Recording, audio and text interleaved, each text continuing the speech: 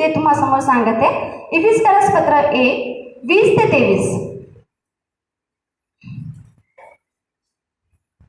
इफिस 1:20-23.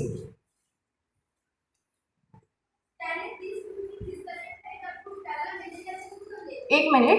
त्याने ती प्रीती ख्रिस्ताच्या ठाई दाखवून त्याला मेलेल्यातून उठवले. कोणी? देवाने ख्रिस्ताच्या ठाई प्रीती दाखवली, त्याला मेलेल्यातून उठवले.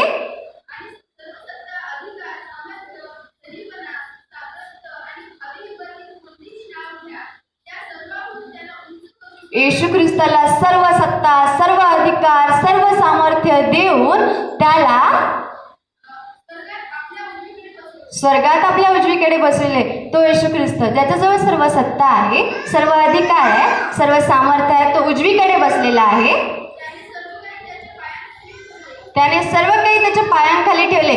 बघा, लक्षात द्या, येशू ख्रिस्ताच्या खाली हे सर्व सत्ता पायाखाली ठेवली. येशू ख्रिस्त वधस्तंभावर केलेला आहे, पायाखाली त्या स्त्रिया उभा आहे आणि प्रिय शिष्य आहे.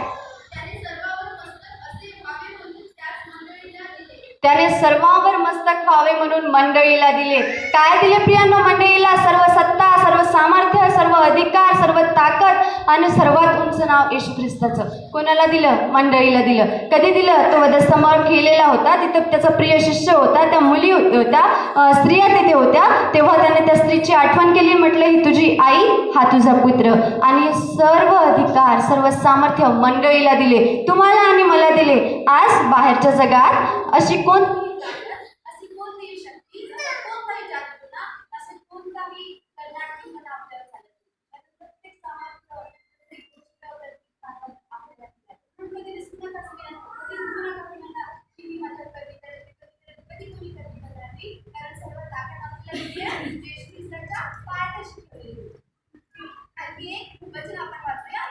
पत्र याचा 5वा अध्याय 25-27. इफिस 5:25-27.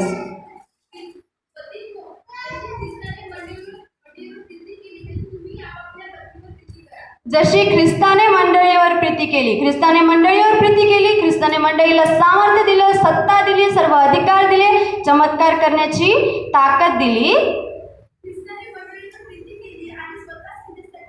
ख्रिस्ताने मंडळीवर प्रीती केली आणि स्वतःला समर्पण केले. वधस्तंभ, ती उभी असलेली बाई, दुसरी तिसरी कोणी नसून हा एक पुरावा आहे मंडळीचा. कारण मंडळी तुम्हाला माहिती आहे येशू ख्रिस्ताची वधू आहे, जी सुरकुत्या नसलेली, कोणत्याही प्रकारचं डाग नसलेली, चट्टे नसलेली, पवित्र, सदोष, निर्मळ, शुद्ध अशी ही मंडळी येशू ख्रिस्तासाठी तिची वधू आहे. येशू ख्रिस्ताच्या वधस्तंभाच्या जागी उभ्या असणाऱ्या स्त्रिया, त्या बाई, हा पहा तुझा पुत्र, ह्या मंडळीची जबाबदारी. येशू ख्रिस्ताने का सांगितलं मंडळीला? शिष्य बनवा, शिष्य बनवा.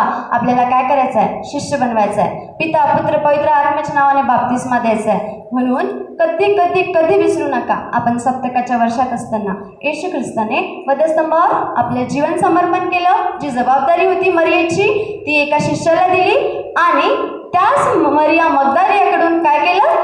तो गॉस्पेल स्प्रेड करून घेतला, सुसमाचार स्प्रेड करून घेतला आणि म्हटलं की जा आणि संपूर्ण सृष्टीला सुवार्तेची घोषणा करा. आज तोच परमेश्वर जो 2000 वर्षापूर्वी वर होता, वधस्तंभावर होता, सर्व त्याच्या पायथ्याशी होतं, त्याने ते मंडळीला दिलं. तो मंडळीतील प्रत्येक व्यक्तीला, बाहेरचे सर्व जे गोर गरीब कसेही असा, अनाथ असा, जर तुम्ही येशू ख्रिस्तावर विश्वास करताना तर येशू ख्रिस्ताने सर्व सत्ता तुम्हाला दिली. बाप्तिस्मा घ्या आणि सामर्थ्य प्राप्त करून घ्या. येशू ख्रिस्ताविषयी कधीही अडखळू नका. येशू ख्रिस्त हा आपला बाप आहे, आपला पिता आहे आणि आपण इथे बसले असताना आपल्या बापाच्या मंदिरात आहोत, आपल्या पिताच्या मंदिरात आहोत. म्हणून येशू ख्रिस्ताला मान देणं, सन्मान देणं, त्याची सेवा करणं हे आपलं काम आहे. येशू ख्रिस्ताने जर वधस्तंभावरून स्त्रियांची आठवण केली तर जेव्हा आपण 40 दिवस प्रार्थना करतो, उपवास ठेवतो, तर आपण येशू ख्रिस्ताच्या त्या सामर्थ्याला प्राप्त करण्याची गरज असते की देवा तू खूप समर्पण केलं, आम्हाला पण करू दे आमच्या जीवनाला समर्पण. तू तुझी जबाबदारी पूर्ण केली, पण आता तर आमची गरज आहे ना आमची जबाबदारी पूर्ण करायची. तू वधस्तंभावर आमची आठवण केली, आम्हाला देखील तुझी आठवण करायची. तर रोजच्या दिवसात जो श्वास तू विकत घेतला, ज्या रक्ताने तू विकत घेतलं, आम्हाला पण तुझी सेवा करायची आहे. या वचनाद्वारे देवा फक्त एकच सांगतो, तो वधस्तंभावर असताना देखील स्त्रीला नाही विसरला, पुनरुत्थान झाल्यावर देखील नाही विसरला. फक्त आता गरज आहे की आपण आपलं कुटुंब सांभाळत असताना, आपले लेकरं सांभाळत असताना, घरची जबाबदारी सांभाळत असताना देवोपाची सेवा, देवोपाची प्रार्थना, देवोपाचे वचन याचं चिंतन मनन कधी करायला विसरू नका. जर येशू ख्रिस्त खूप आधी आला असता, जसं हे 2017 झाले, 17,000 वर्षापूर्वी आला असता, माझं एक जीवन पापी जीवन होतं. मी पण येशू ख्रिस्ताबरोबर सुखलोकात नसती गेली. पण देवोपाची स्तुती असो की देवोपाने हा विलंब लावला आणि मागच्या बेंचपासून समोरच्या बेंचपर्यंत, या लहान थोरापासून वृद्ध लोकांपर्यंत प्रत्येकाला सुखलोक उपलब्ध करून दिलं. आता आपल्याजवळ वेळ नाही आहे, सप्तकाचं वर्ष आहे. येशूचं येणं, दाराशी येशू उभा आहे, तसं येणं खूप जवळ आहे. आपलं जीवन समर्पण करा. येशूला सांगा, तुम्ही वधस्तंभावर असताना आमची आठवण केली, देवा हे जीवन तुझ्या हातात घे. आमचं जीवन तुला समर्पित जीवन असू दे आणि आम्हाला तुझ्याविषयी कधी अडखळू देऊ नको.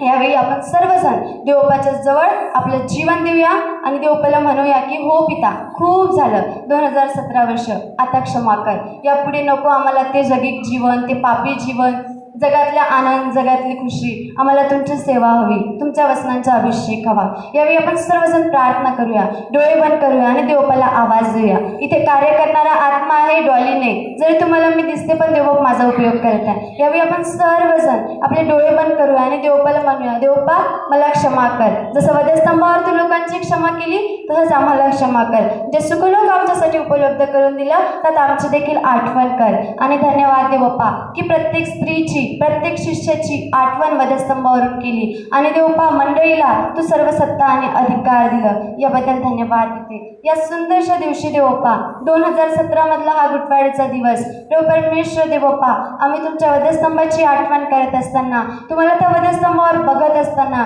तुमचा तो वाहणारा रक्ताचा ओघळ देवोपा आणि प्रभू परमेश्वर देवोपा, आमच्या आरोग्यासाठी खाल्लेले फटके, परमेश्वर देवोपा आमच्यासाठी झालेलं तुमची गरिबी आणि देवोपा आमच्यासाठी तुमच्या तोंडावर तुकलेल्या प्रत्येक थुंकीचं देवोपा आम्ही स्मरण करतो. देवोपा तुम्हाला क्षमा मागतो, आमची काही लायकी नाही आहे देवोपा, आम्ही दररोजच्या दिवसात चुकतो देवोपा, तुमच्या वचनांविरुद्ध वागतो देवोपा, क्षमा करा. खरा न्यायाधीश तुम्ही आहे देवोपा, आम्हाला तुमच्याजवळ यायचं आहे, तुम्हाला उत्तर द्यायचं आहे आमच्या प्रत्येक कार्याचं. क्षमा करा देवोपा, मागील सर्व भूतकाळातील पापांची क्षमा करा आणि देवोपा हे वर्तमान काळ, हे भविष्य काळ, आम्हा प्रत्येकाचा उपयोग तुमच्या स्वर्गाच्या राज्यासाठी करून घ्या. देवोपा प्रत्येक लहान आत्म्याला देखील तुमची सुवार्ता सांगण्यासाठी मदत करा. देवोपा आमचं जीवन त्या वधस्तंभाला बघून जगणारं जीवन असू द्या. आमच्या जीवनाद्वारे देवोपा लोकांचं तारण होणारं जीवन होऊ द्या. धन्यवाद परमेश्वरा, आजच्या दिवशी आमची तुम्ही भेट घेतली. धन्यवाद की देवोपा हे छोटे छोटे दाखले आत्माच्या प्रकटीकरणाने इथे सांगण्यासाठी मदत केली. मी तुमचे उपकार मानते देवोपा आणि प्रभू परमेश्वर देवोपा, सर्व मंडळीला, दारव्याच्या मंडळीला, जो आम्ही एक शरीर आहो बाप्पा, तुम्ही आमचं मस्तक आहे देवोपा आणि तुमच्याद्वारे आम्ही सर्व काही करू शकतो. सर्व सत्ता आमच्या जवळ आहे देवोपा, सर्व अधिकार आमच्या जवळ आहे जेव्हा येशू ख्रिस्त आमच्यासोबत आहे. होय माझ्या बाप्पा, आम्ही प्रत्येक वेळी आमचा वधस्तंभ घेऊन परमेश्वर पित्या तुमच्या मागे चालावं, तुमची सेवा करावी असं मन प्रत्येकाला द्या. धन्यवाद पिता की तुम्ही ज्यांना निवडलं त्यांना स्पर्श केला. धन्यवाद त्यांच्या अंतःकरणाशी बोलले. धन्यवाद त्यांच्या पापांची क्षमा केली आणि धन्यवाद देवोपा आज आम्हाला नवीन सृष्टी बनण्याची मदत केली. होय माझ्या बाप्पा, आज त्या वधस्तंभावर आम्ही तुमची आठवण करून आमच्या जीवनाला देखील, आमच्या शरीराला देखील त्या वधस्तंभावर खेळतो माझ्या बाप्पा आणि आमच्या आत्म्यामध्ये नवीनता मागतो. कारण देवोपा तुमची परिपूर्ण आणि ग्रहणीय इच्छा काय आहे हे समजून घेण्यासाठी आम्हाला युगाबरोबर समरूप नका करू, तर आम्ही आमचं जिवंत, आमचं शरीर जिवंत, पवित्र आणि ग्रहणीय यज्ञ म्हणून तुम्हाजवळ सादर करतो बापा.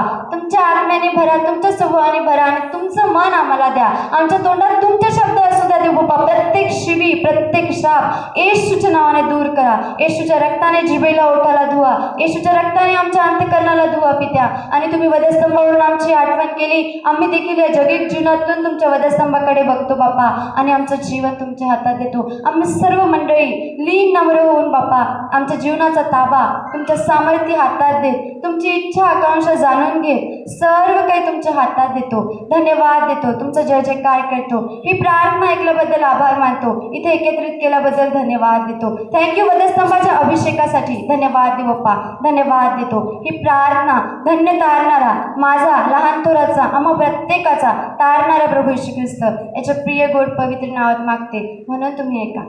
आमेन.